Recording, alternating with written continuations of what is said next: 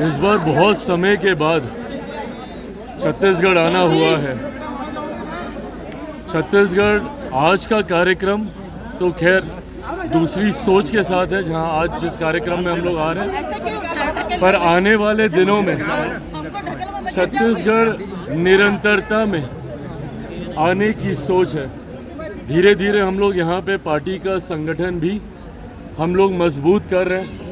हाल फिलहाल के दिनों में पार्टी के राष्ट्रीय नेतृत्व के कई नेता यहाँ पर आए हैं।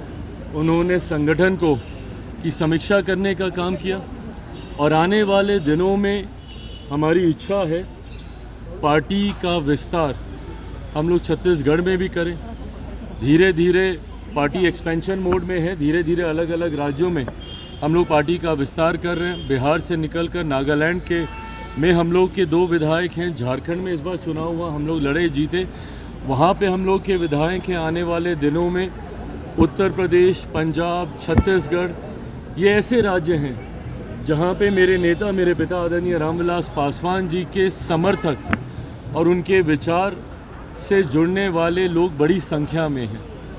ऐसे में मैं मानता हूँ कि इन राज्यों में पार्टी का मजबूती से विस्तार हो सकता है।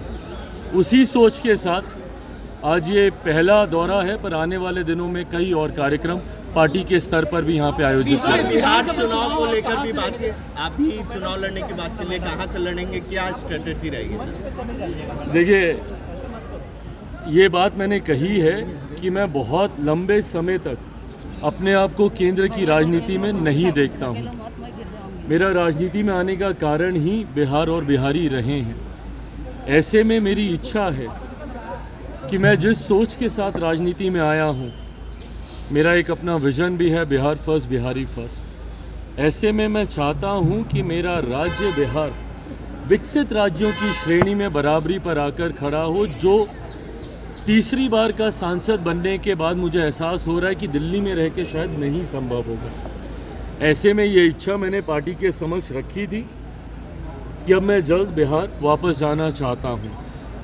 ऐसे में अगर पार्टी चाहेगी, और जब मैं ये कहता हूँ कि पार्टी चाहेगी तो छूटते ही आप लोग ये सवाल दागेंगे कि भैया आप ही पार्टी हैं, आप अगर चाहेंगे तो कौन आपको रोकेगा। हकीकत भी है, गलत नहीं है ये। पर जब मैं कहता हूँ कि अगर पार्टी चाहेगी, इसका मतलब ये है कि पार्टी इवैल्यूएट कर रही है इस बात को कि क्या मेरे चुनाव अभी लड़ने से पार्टी को फ़ायदा होगा। क्योंकि कई बार जब राष्ट्रीय स्तर के नेता प्रदेश का चुनाव लड़ते हैं तो चुनाव में भी आपको मजबूती मिलती है। भारतीय जनता पार्टी ने कई बार इसका प्रयोग किया है जब उन्होंने अपने सांसदों को चुनाव में उतारा, जिसका उनको स्थानीय स्तर पर विधानसभा के चुनाव में फ़ायदा हुआ, और ये होता है। तो अगर मेरे चुनाव लड़ने से मेरी पार्टी को मजबूती मिलती है, एज एन मेरा स्ट्राइक रेट बेटर होता है।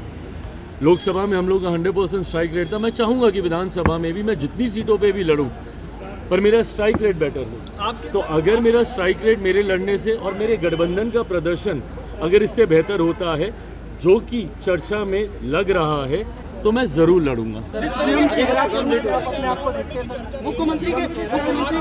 मुख्यमंत्री पद की बिहार विधानसभा चुनाव में मुख्यमंत्री पद की कोई वैकेंसी नहीं है। मौजूदा मुख्यमंत्री नीतीश कुमार जी ही चुनाव परिणामों के बाद प्रदेश के मुख्यमंत्री बने। 20 साल बाद आप दांव खेल रहे हैं, आपके पिता की तरह 20 साल बाद जो आप दांव खेल रहे हैं, क्या लग रहा है वहाँ के जो राजनीतिक हालात है उसमें आप बहुत बड़ा बदलाव लाएंगे?